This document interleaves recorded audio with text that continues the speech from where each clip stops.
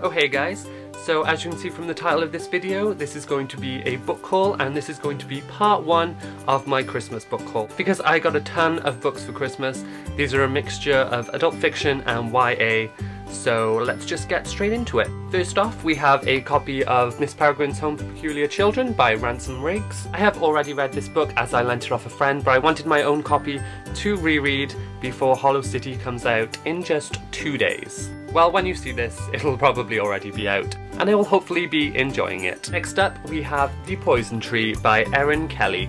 This is kind of a boarding school murder mystery. It literally says on the back, there are 3 friends, and by the end of the summer, 2 of them will be dead. So I'm guessing lots of murder takes place. I've heard some good things about this. This was also mentioned in a video by Katie from Chapter Stacks, and we seem to have very similar taste in books, and she enjoyed this one, so I'm looking forward to it.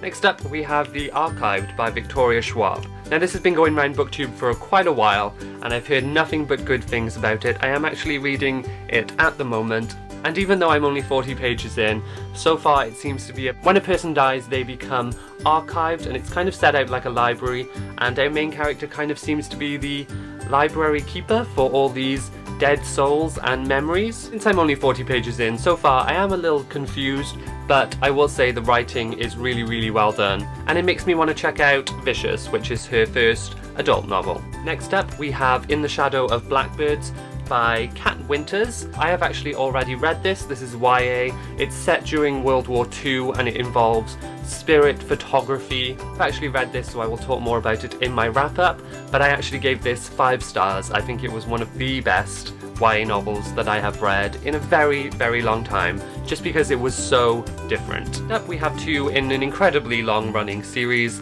and that is Kiss the Dead and Hit List in the Anita Blake series. This is an urban fantasy series about a vampire hunter. It was one of the first urban fantasy series to ever come out. I think the first one came out in something like 1997. I have been reading this series for a very long time. This is something like number 20 and 21. I am still soldiering on with this series, even though it's kind of hit rock bottom. But since I've got so far into the series, then I just need to get through them, even though they don't seem like they are ever going to end. Next up, we have The Heavens Rise by Christopher Rice. Now, I don't know too much about this book. I know it's more horror than his normal ones. I have read a Christopher Rice book in the past, and I wasn't necessarily a fan of that because it involved a lot of melodrama. But this one is set in New Orleans, and after watching American Horror Story and the originals, the setting of New Orleans is really interesting to me at the moment. So since this was in a 3 for £5 offer, I just thought I would pick this one up. But I'm going to give this one a go and see if the first book I read of his was just not for my liking. And when I say Christopher Rice, I do mean the son of Interview with Vampire writer Anne Rice. Next we have This Dark Endeavour by Kenneth Opel, and this deals with the apprenticeship of Victor Frankenstein. Now, I'm always one of those people who gets confused, and I realised that Frankenstein is not actually the monster, but he's the scientist. So this is a YA novel, and according to the blurb, it deals as a kind of prequel to Mary Shelley's Frankenstein, which I think is a really good idea. I have heard mixed things about this book, but the overall concept really excites me, so I can't wait to read it. I also love the back. It's just one quick word, I don't know if you can see it, but it says, "There is a passion in you that scares me." And overall, I really like this concept. Then we have Mice by Gordon Rees. Now this is a kind of thriller, and it deals with a mother and daughter who escape the clutches of their husband and father, who I think has abused them in the past. So they set up a new home and new life for themselves, but they obviously find themselves pursued by their attacker. And from the blurb, this seems to take place all in the one setting. It's kind of a home invasion, as the father tracks them down and hunts them through the house. So I'm looking forward to this one. I also really like the cover. It's kind of eerie. I also have Joanne Harris's Gentlemen and Players.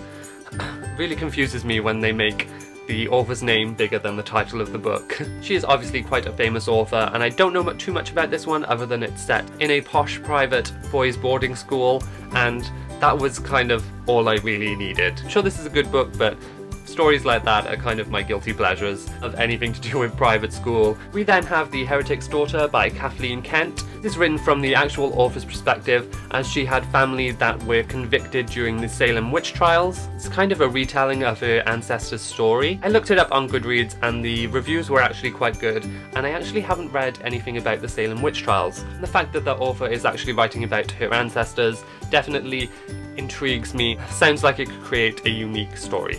Then lastly we have The Marberry Lands by Andrew Smith. Seen a couple of mixed responses around BookTube on this one in particular. This is, I believe, a dystopian, and it follows our main character as he goes through the land of Marberry, all the while having to protect two younger boys from someone called Connor. That's pretty much all I know about this novel. The top actually says that it's scary, creepy, awful, and awesome. I don't know about the awful being included there, but it also says it gets inside your head and never leaves. I think that sounds like a good recommendation to give for this one. Overall though, the people who I've seen who've enjoyed it have very similar reading taste to me, so hopefully I will like it like they did. So that is the end for this book haul. I hope you enjoyed it. If you did, please give it a thumbs up, and I shall see you soon with part 2. Goodbye!